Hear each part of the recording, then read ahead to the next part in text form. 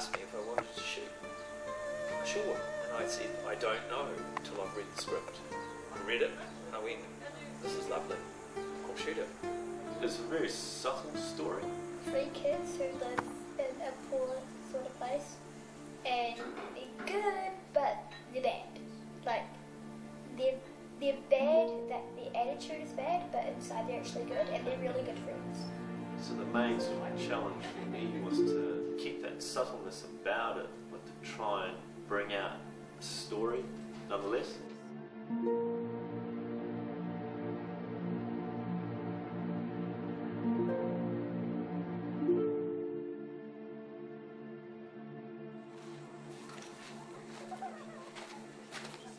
I think it's about Sleepy, the character played by Tearuru, wanting a connection to a family.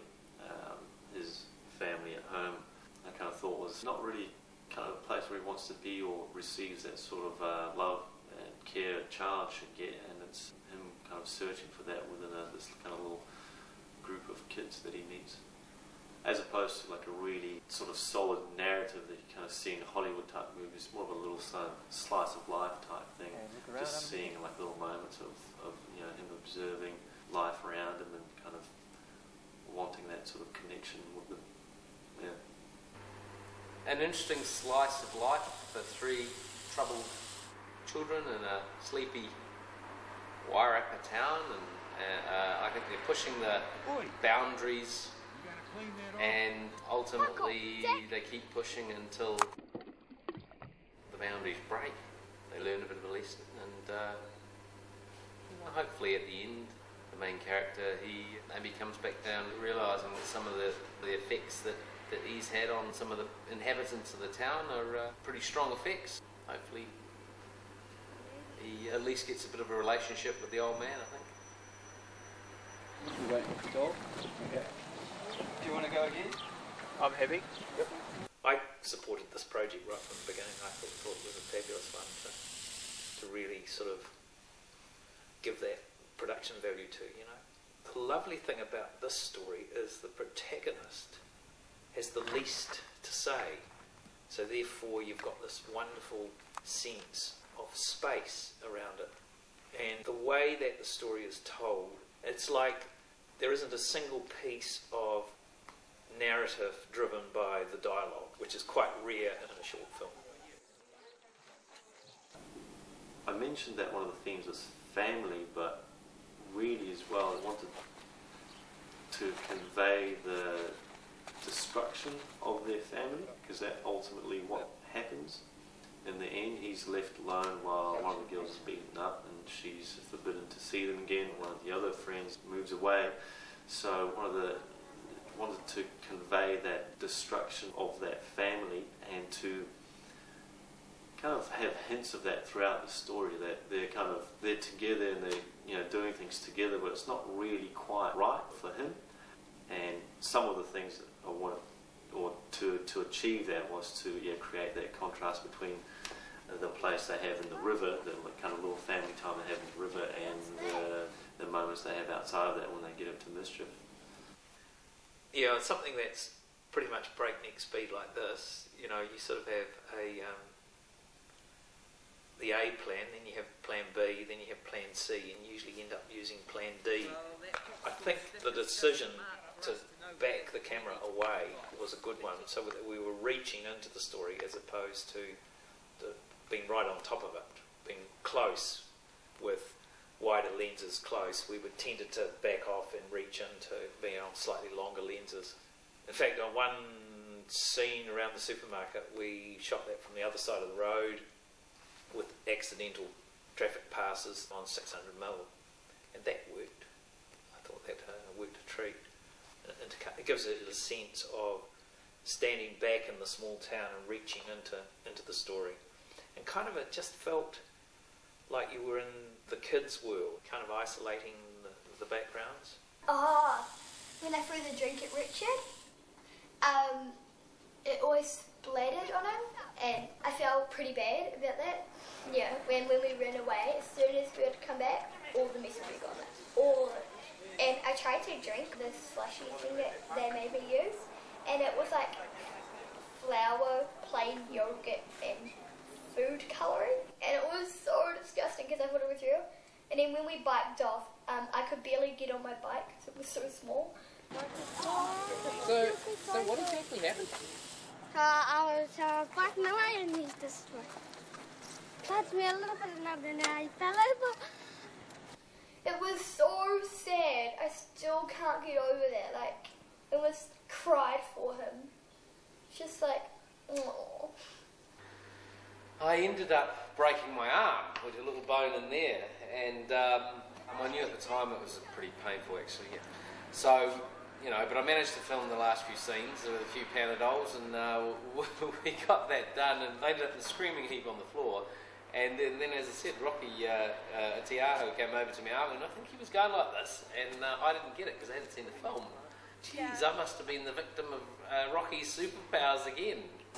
This is our new AD. She's taken on the role as third, and from now on, if you have any questions, please direct them to Tearuru.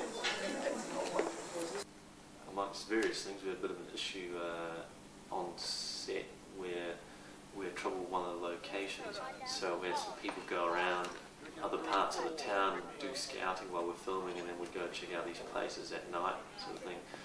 And what ended up happening is we shot the interior scenes for the kitchen and the bedroom inside our motel room.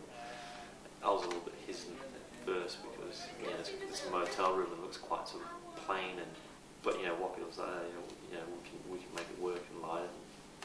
So we still needed to find an exterior location, so we went to a couple of places and we found one place, and the guy was so excited that he invited all his buddies to come along the next day and get on this sort of thing. And before we started filming, we thought, oh no, that's the same thing as in our original location. So yeah, we finally got one. We shot an exterior scene of this party, and we kind of transitioned from the party to the kitchen in our motel room, and this little sort of tap on the head, just as kind of just to try and kind of sink in the two places. And it seems to work. And no one's really picked it up or noticed it. And then when I mentioned to a couple of people that, oh, those are two different places completely, they're like, oh wow, we thought so.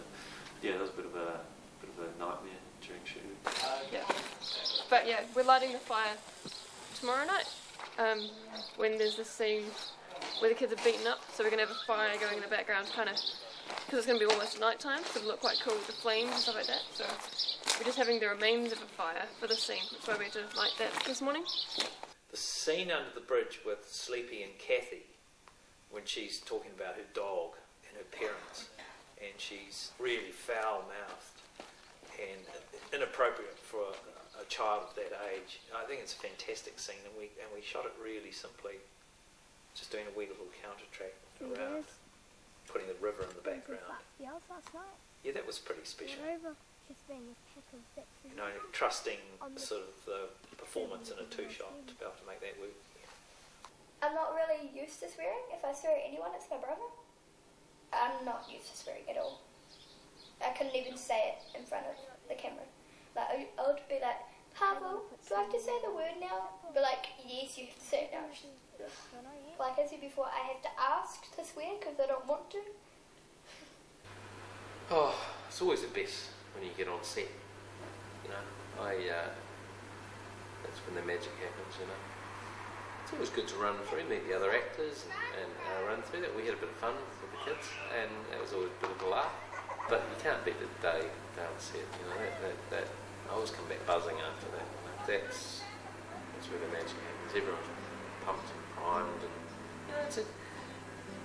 I don't think all sets are necessarily always a great teamwork, but everything I've ever been involved with, people want to be there. I think they say that about New Zealand film crews and the film sets, that it's what the Americans see, because maybe they're, I don't know, maybe in the thick of LA, people are just rushing from job to job, and no one, they're all just strangers, and they just move on. But in Kiwi film sets, I just find that it's just a big team, everyone's having a big party, party atmosphere, but they all work their butts off, amazing.